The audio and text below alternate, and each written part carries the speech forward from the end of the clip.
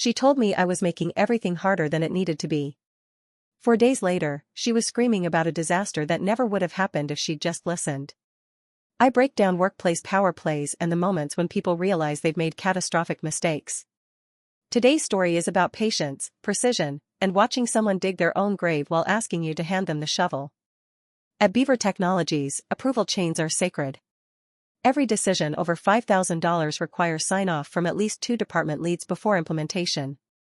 The system exists because our division handles infrastructure contracts worth millions, and one bad call can cascade into lawsuits, vendor disputes, or compliance nightmares.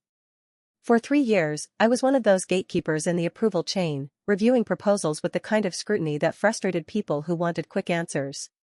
My boss, Colleen Marsh, hated that about me.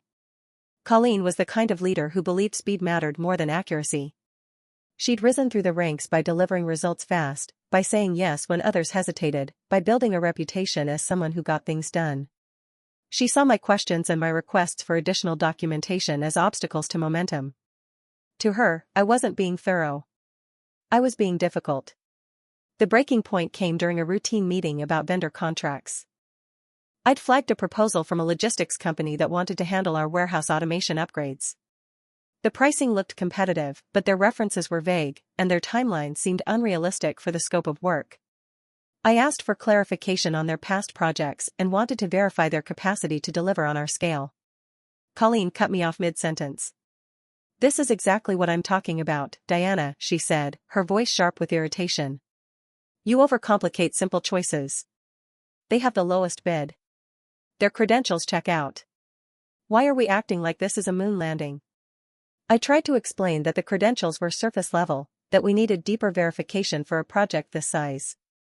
She waved me off. "You know what? I'm making a change," she announced.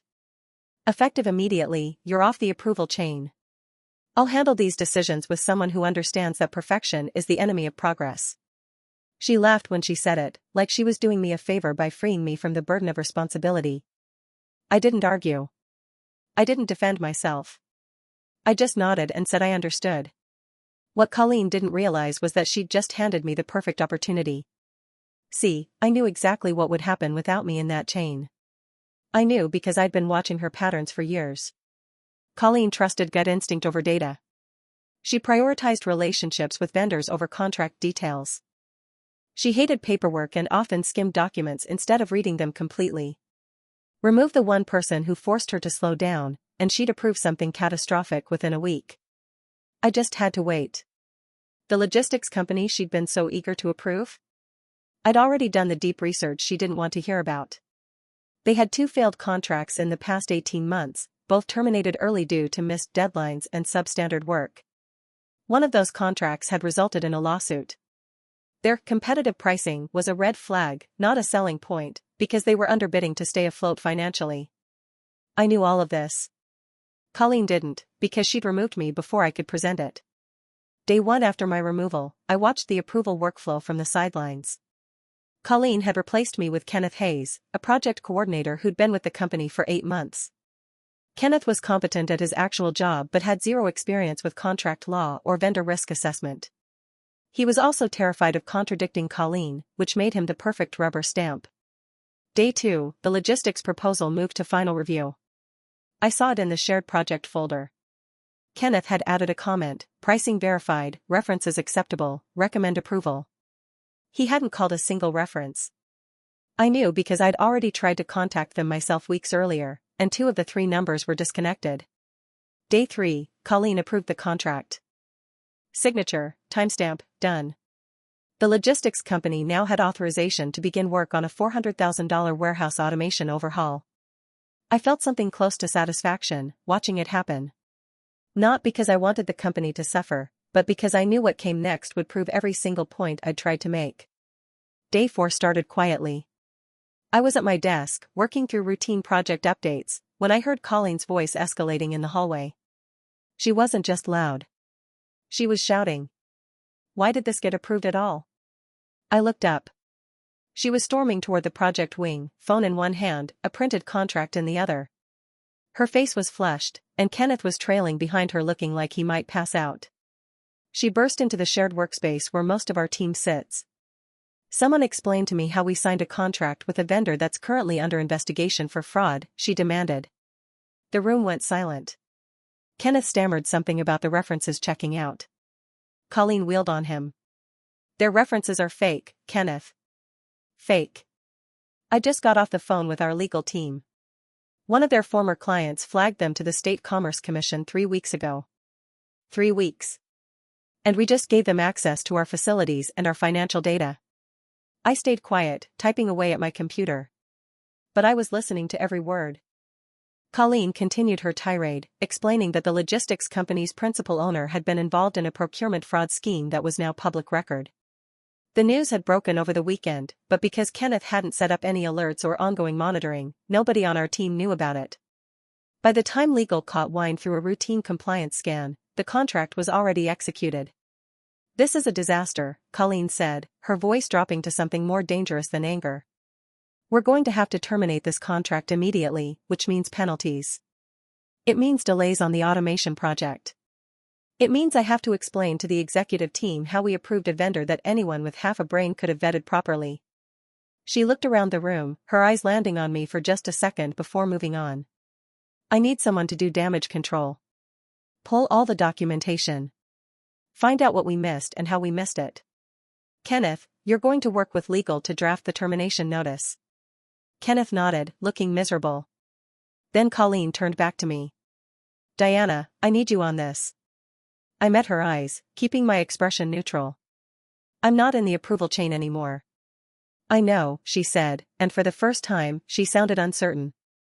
But you know how to dig into this stuff. I need your help fixing this. There it was.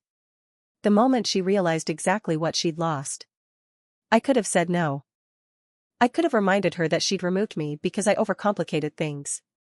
But that would have been too obvious, too petty. Instead, I did something more effective. I helped her. I pulled every document related to the logistics company. I compiled a timeline showing when red flags appeared and when they were ignored.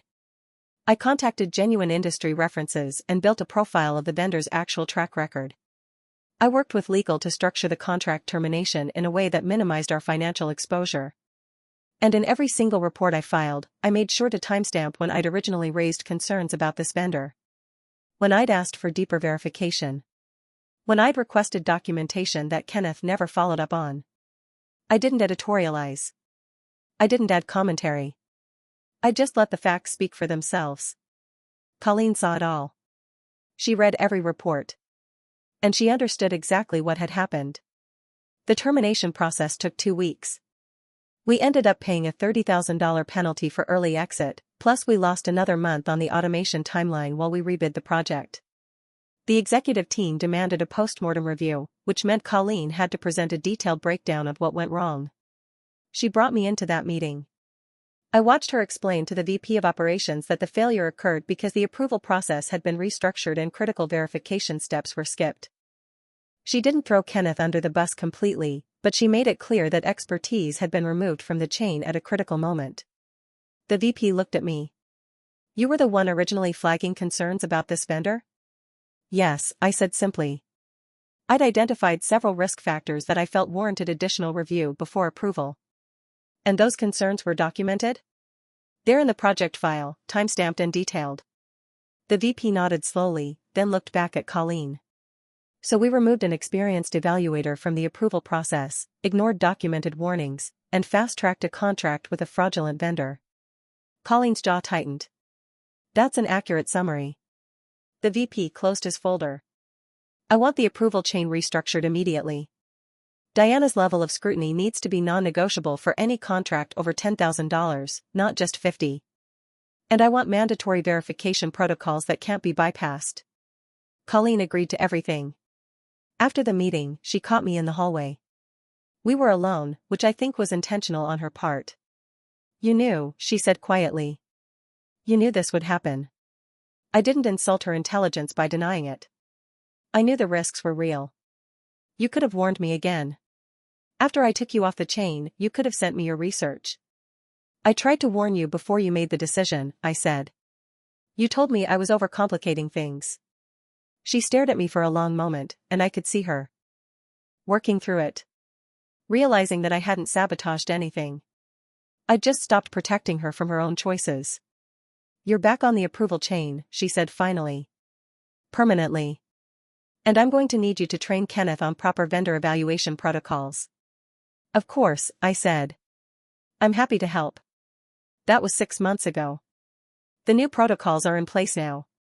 Every contract goes through multiple verification stages, and my sign-off is mandatory before anything moves forward. Colleen still prefers speed over caution, but she doesn't override my recommendations anymore. Kenneth actually turned out to be a quick learner once someone took the time to teach him properly. He asks good questions now, and he's not afraid to flag concerns even when it slows things down. As for Colleen and me, we have an understanding. She knows I'm not going to make things unnecessarily complicated. And I know she's not going to remove me from decisions where my expertise matters. The warehouse automation project eventually got approved with a different vendor, one that had verifiable references and a solid track record. The implementation went smoothly. No surprises, no disasters, no emergency meetings. Exactly the way it should have been from the start. Here's what I learned from all of this: sometimes the best way to prove your value isn't to fight for your position. It's to let people experience what happens without you. Colleen needed to feel the consequences of removing careful evaluation from her process. She needed to stand in front of executives and explain a failure that could have been prevented. I didn't cause that failure. I just stopped preventing it. There's a difference between being difficult and being thorough. Between overcomplicating things and ensuring they're done right. Some people can't see that difference until they're facing the wreckage of their own shortcuts. Would I have preferred to stop the disaster before it happened? Of course. But Colleen didn't give me that option. She made a choice about whose judgment she trusted, and she got to live with the outcome. The thing about workplace power dynamics is that authority doesn't always equal expertise. Colleen had the power to remove me from the approval chain. But she didn't have the expertise to replace what I brought to it. That gap between power and competence is where disasters breed. I could have been vindictive about it. I could have gloated when everything fell apart. But that would have been short-sighted. Instead, I positioned myself as the solution to the problem she created. I made myself indispensable by demonstrating exactly what happens when I'm not involved. Now she needs me more than ever, and she knows it. That's not revenge. That's strategy. The best part is that I didn't have to manipulate anything. I didn't have to sabotage the logistics company or leak information or play political games. I just had to step back and let reality do the work. Colleen's own impatience and overconfidence created the conditions for failure. I simply declined to save her from herself. Some people call that passive-aggressive. I call it setting boundaries. When someone tells you that your standards are too high, that you're making things harder than they need to be, you have two choices. You can lower your standards to match theirs, or you can maintain your standards and let them discover why those standards existed in the first place. I chose the latter. And now everyone in my division understands that when I raise a concern, it's not because I'm being difficult. It's because I've seen something they haven't. That credibility is worth more than any title or position on an approval chain. It's the difference between being someone people tolerate and someone people rely on. Colleen learned that lesson the hard way. Kenneth learned it more gently. And everyone else in the division learned it by watching what happens when expertise gets dismissed in favor of expedience. The irony is that Colleen and I actually work better together now than we did before. She still pushes for speed, but she listens when I explain why we need to slow down. I still ask hard questions, but I'm better at explaining the value behind them. We found a rhythm that works because the power dynamic shifted. She can't afford to dismiss me anymore.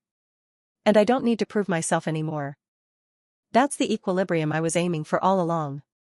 But the story doesn't end with just one corrected approval chain and a chastened boss. What happened next showed me that institutional change requires more than a single object lesson. It requires building systems that outlast individual personalities and power struggles. About 3 weeks after the executive review, I started noticing something interesting.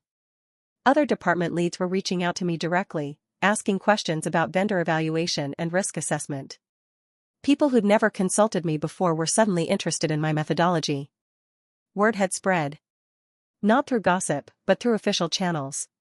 The VP had mentioned our case study in a leadership meeting, using it as an example of what happens when process gets sacrificed for speed. He hadn't named Colleen specifically, but everyone knew which department he was talking about. I got an email from Stephanie Wu, who ran our software development division. She wanted to know if I'd be willing to consult on her vendor approval process.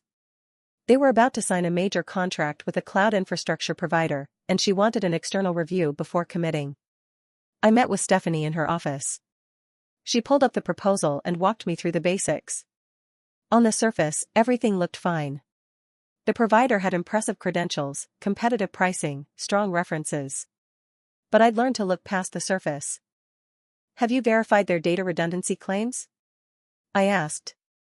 They're promising 99.99% uptime, which is excellent, but I'd want to see their actual performance metrics from existing clients, not just their marketing materials. Stephanie made a note. I hadn't thought to ask for that. Also, their contract has an arbitration clause that limits our remedies if they fail to meet service levels. You might want legal to review whether we're comfortable with those constraints. We spent an hour going through the proposal line by line. By the end, Stephanie had a list of 12 additional verification steps she needed to complete before signing. I almost approved this yesterday, she told me. I would have walked right into the same trap Colleen did. You reached out before signing, I said. That's the difference. She looked at me thoughtfully. Would you be interested in formalizing this? Not just for my division, but company-wide? I'm thinking we need a centralized vendor risk assessment function that every department has to consult before major contracts. That conversation led to something I hadn't anticipated. Within 2 months, I was leading a cross-functional task force to develop enterprise-wide procurement standards. The executive team authorized it, allocated budget for it, and gave me authority to implement it across all divisions. Colleen had to participate in the task force. She didn't have a choice. Our first meeting was awkward. Colleen sat across from me, along with 5 other department leads, while I presented the proposed framework. I watched her face as I outlined mandatory verification protocols, multi-level approval requirements, and ongoing vendor monitoring systems. Everything she'd resisted in our division was about to become company policy. This seems overly bureaucratic, Colleen said when I finished. We're going to slow down every procurement decision in the company. I'd expected this. We're going to slow down bad procurement decisions. Good ones will actually move faster because the evaluation criteria will be clear and consistent. One of the other leads, Gregory Ashton from Finance, spoke up. I'd rather have slower decisions than another fraud incident. The logistics company situation cost us reputational damage beyond just the contract penalties. Colleen didn't have a counterargument for that. The framework passed with unanimous approval from the executive team. Implementation took 4 months. I trained department coordinators on the new protocols. I built evaluation templates and risk assessment matrices. I created a database of pre-vetted vendors that departments could draw from without going through the full verification process every time. And I made sure every piece of documentation included clear explanations for why each step mattered. No one would be able to dismiss these requirements as unnecessary complications because I'd tied each one to specific risks and real-world examples. Colleen watched all of this happen from the sidelines. She still ran her division, but procurement decisions now flowed through my office for review. She'd gone from being my boss to being one of many stakeholders I had to coordinate with. The power dynamic had completely inverted. About 6 months into the new system, something unexpected happened. Colleen requested a one-on-one meeting with me. Not about a specific contract, but just to talk. We met in a conference room. She looked different somehow. Less defensive, more thoughtful. I owe you an apology, she said without preamble. A real one, not a corporate non-apology. I waited. When I removed you from the approval chain, I told myself I was improving efficiency. But the truth is, I was annoyed that you made me look indecisive in meetings. Every time you raised a concern, it felt like you were questioning my judgment in front of other people. She paused, choosing her words carefully. I let my ego override my common sense. And it cost the company money, it damaged my credibility, and it nearly derailed a critical project. That's on me.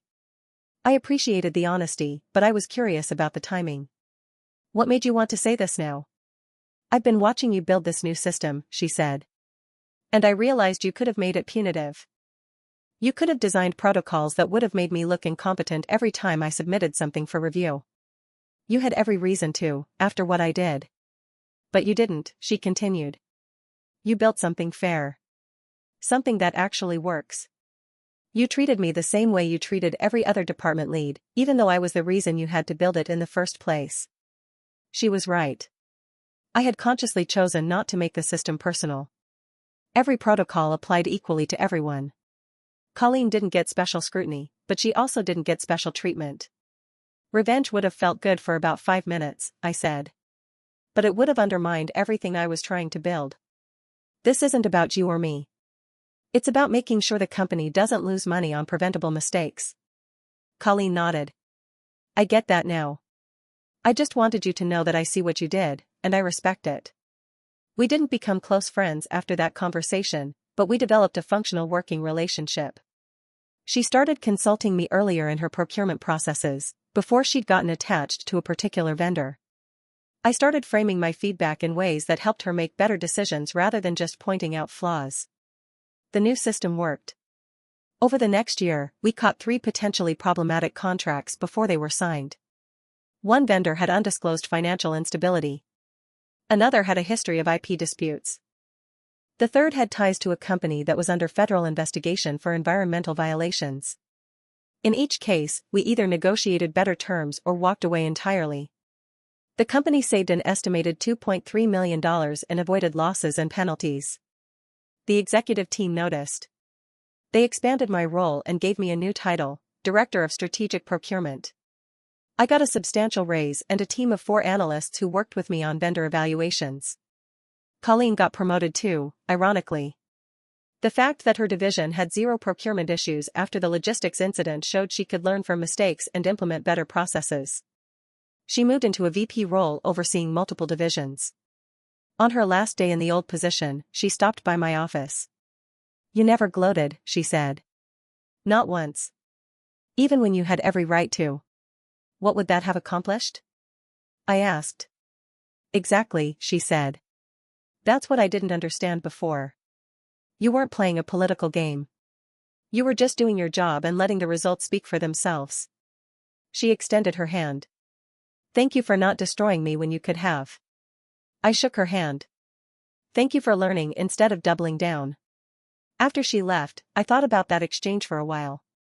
The truth was, I had been playing a game, at least initially. When she removed me from the approval chain, I'd known exactly what would happen. I'd made a calculated choice to let it happen.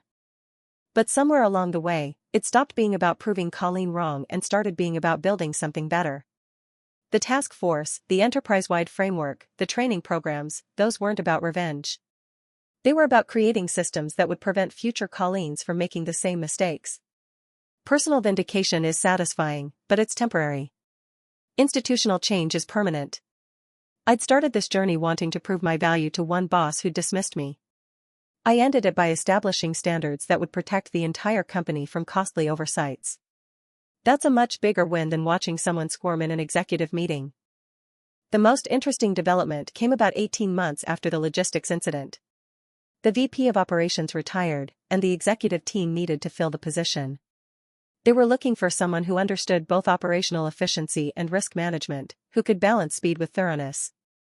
I got the call from the CEO's office. They wanted to interview me for the role. I won't pretend I wasn't surprised. I'd been focused on building the procurement function, not climbing the corporate ladder. But the CEO explained their reasoning. I demonstrated the ability to identify problems, build solutions, and implement change across the organization. Those were exactly the skills they needed at the VP level. The interview process was rigorous.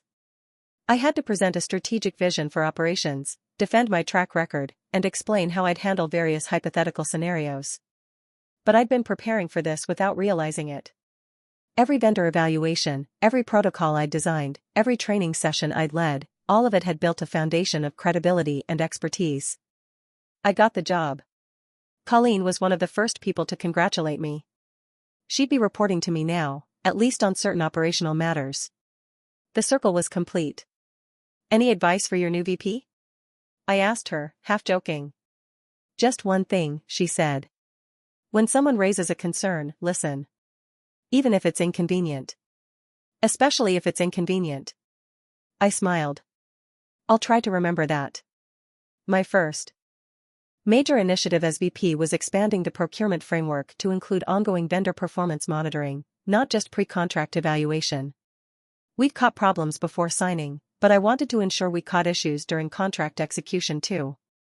I brought Kenneth into the project. He'd grown tremendously since the logistics incident, and I trusted his judgment now. He'd learned that asking hard questions wasn't about being difficult, it was about being responsible. We're creating a quarterly review system, I explained to him. Every active vendor gets assessed on performance metrics, and if they start slipping, we intervene before it becomes a crisis. Kenneth nodded enthusiastically.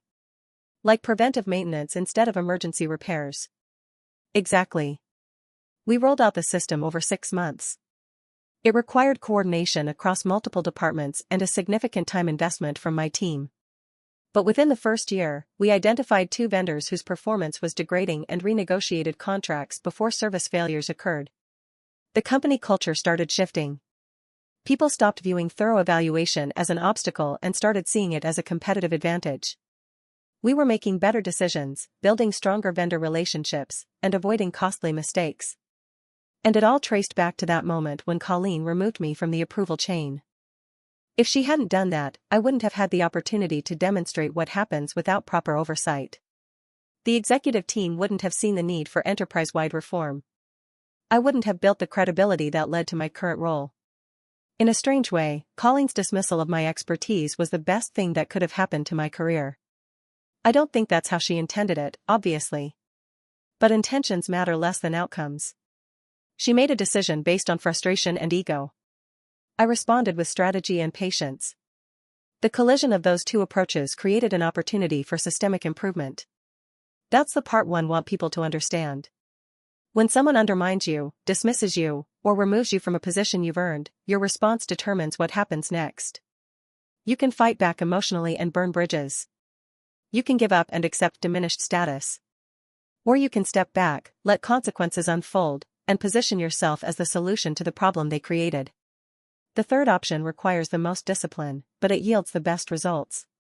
If you've ever been in a position where someone with authority dismissed your expertise, you know how frustrating it feels. You know the temptation to either fight back aggressively or give up entirely.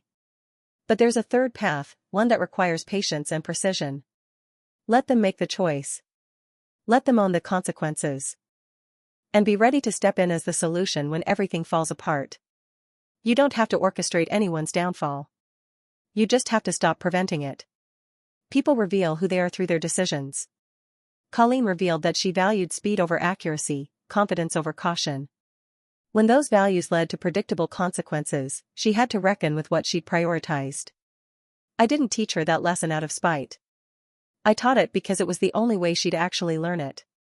And honestly, she's a better leader now because of it. More careful, more willing to listen, more aware of her own blind spots. The disaster was painful, but it corrected a dangerous pattern that would have caused worse problems down the road. Sometimes the kindest thing you can do for someone is let them fail in a controlled environment. Let them experience consequences while the stakes are manageable. Because the alternative is enabling them until they make a mistake that destroys their career or harms people who depend on them. I gave Colleen that gift, even though she didn't realize it at the time. Now we both benefit from it. She has a stronger approval process. I have the authority to enforce necessary standards. The company has better risk management. Everyone wins, except for the fraudulent logistics company that never should have gotten past the first screening. So if you're wondering whether it's worth holding your ground when someone dismisses your expertise, the answer is yes. But you have to be smart about how you do it. Fighting directly often backfires. Going passive-aggressive breeds resentment. The elegant solution is to simply step aside and let natural consequences take their course. Be patient. Be precise. And be ready to prove your value when the moment arrives. Because it will arrive. People who dismiss expertise always create situations where they desperately need it. Your job is to make sure you're still there when they come looking for help, and that you've documented everything that proves you were right all along. Not to rub it in their faces, but to ensure they never make the same mistake twice. That's how you turn a dismissal into a promotion. That's how you transform being undervalued into being indispensable. And that's exactly what I did. If stories like this resonate with you, where workplace dynamics shift and people learn hard lessons about respect and competence, you might enjoy exploring more about professional strategy and the subtle art of letting consequences do the teaching.